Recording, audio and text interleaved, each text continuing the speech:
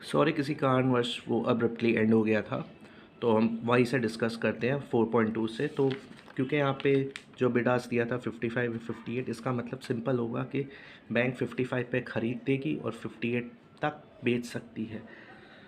तो हम पीछे से पढ़ते हैं, the dealer is ready to sell at 58, ये करेक्ट है। The dealer is ready to sell at 50, C option was correct, but मैंने गलती से ए मार्क कर दिया, तो द आंसर शुड बी सी।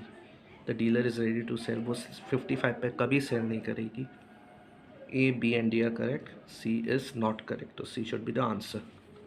अब यही एक ऐसा लौता क्वेश्चन था मेरे हिसाब से जो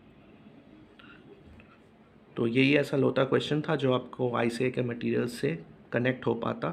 तो इसका आंसर होगा सी, फुल फैक्टरिंग। फुल फैक्टरिंग को ही ओल्ड लाइन फैक्टरिंग कहा जाता है। इसका भी आंसर आपको आईसीए के मैथ से मिल जाता। A B and D are correct statements, C इसका incorrect. Factoring is a pure financial arrangement while forfeiting includes ledger administration as well as collection. से सीधा उल्टा दिया हुआ है, जो फॉरफेटिंग का डेफिनेशन है वो फैक्टरिंग का दे दिया है, जो फैक्टरिंग का डेफिनेशन था फॉरफेटिंग दे दिया। तो सी इज़ इनकरेक्ट जैसे पूछा गया है, तो C should be the answer. 5 का भी सिंपल आंसर था, देखिए मैंने वर्कआउट भी किया था एग्जामिनेशन में, तो आप लोग को पता होगा इसका आंसर था ए, 106.6। अब आते हैं लास्ट केस स्टडी पे, दैट इज़ केस स्टडी 5। देखिए इसका आंसर आपको आईसीआई के मैथ से मिल जाता, बट इसका आंसर था पार्ट बी वाले मैथ में, और ये शायद आपको काफ़ी टाइम भी लग जाता। मुझे भी इसमें काफ़ी टाइम लगा था, बट थैंकफुली मुझे इसका करेक्ट आंसर मैं करके आया। तो इसका आंसर होगा बी। बी ही इनकरेक्ट स्टेटमेंट है। Limit of monetary asset of an issuer is applicable in case IPO entirely through an offer for sale. देखिए ओएफएस आपको पता ही होगा, जो पीएसयूज वगैरह होती है वो जब देखती है कि उनकी जो कंपनीज लिस्टेड कंपनीज़ हैं उनका जो मार्केट प्राइस है वो बढ़ते जा रहा है, तो वो OFS all of a sudden OFS ले आती हैं। अगर आपने कभी मार्केट वगैरह में इन्वेस्ट किया हो तो आपको पता होगा। तो बिना उधर उधर की बातें किए हुए आंसर इसका है बी।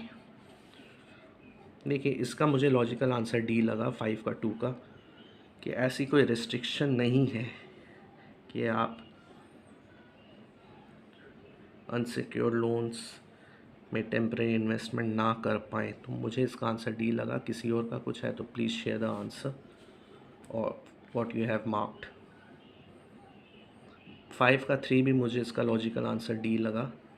मैंने थोड़ा समझा इस क्वेश्चन को, मैंने एलिमिनेट किया, तो मेरे हिसाब से इसका आंसर डी था।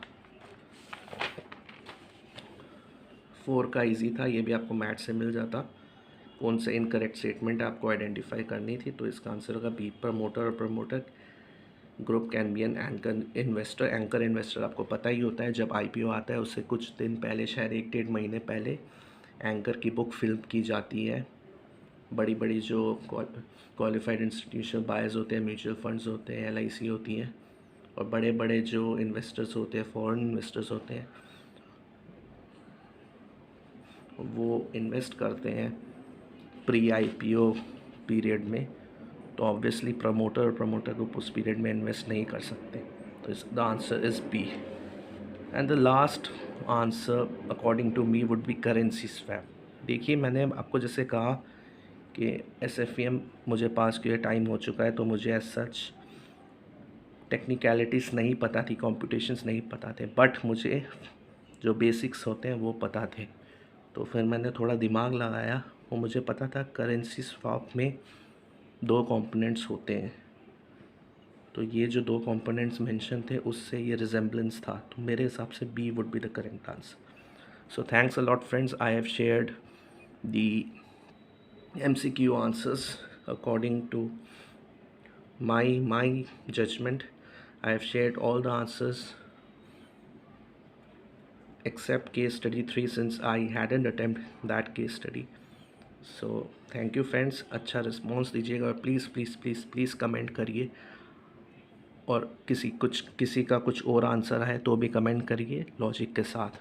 Thanks a lot, thanks a lot.